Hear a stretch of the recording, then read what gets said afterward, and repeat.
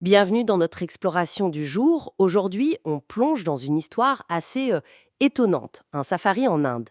Mais pas n'importe lequel. Non, pas juste pour voir des animaux. L'idée, c'est que ça peut être une expérience qui change quelque chose, vraiment. Exactement.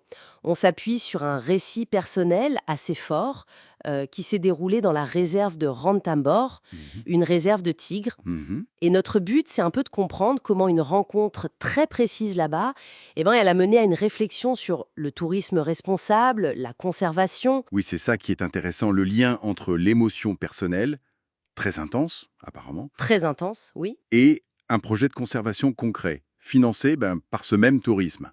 C'est cette connexion qu'on va décortiquer. Alors allons-y. Comment ça s'est passé sur place? Il y a ce guide, Gani. C'est un personnage clé, non? Son approche est particulière. Ah oui, Gani. Alors lui, son truc, c'est pas tant de chercher avec les yeux, comme on fait d'habitude en safari, quoi. D'accord. Non, il enseigne plutôt à écouter la forêt. Les cris d'alerte des singes, le comportement d'un cerf, même le vol d'un oiseau. Pour lui, ce sont des indices. Des indices qui mènent au tigre. Voilà. C'est une approche beaucoup plus sensorielle, disons. Ça demande de la patience, une autre forme d'attention. Moins intrusive, peut-être. C'est vrai que ça change de l'idée de cocher des cases animaux vus. Et cette écoute, justement, elle mène à la rencontre marquante du récit. Oui, Ce face-à-face avec une tigresse. La personne qui raconte parle d'une conversation avec la nature sauvage.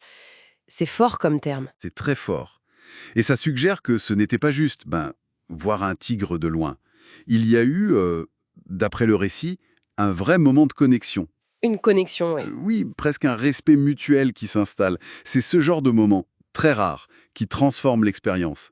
Ça dépasse le tourisme classique. Et on touche à quelque chose de plus fondamental, peut-être. Exactement, un sentiment d'appartenance, de faire partie de cet écosystème. Et c'est souvent ce type d'émotion qui pousse à vouloir protéger, à s'engager différemment. D'accord, je vois. Et c'est là justement qu'on fait le lien avec Planet Tiger Communication.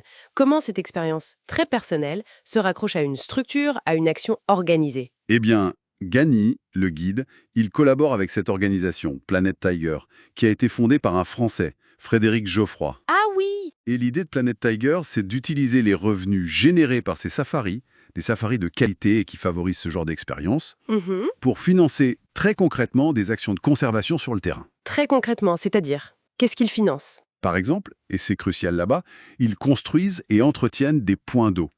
Pendant la saison sèche, c'est vital pour toute la faune, pas seulement les tigres. D'accord, je vois. Et ils aident aussi les gardes forestiers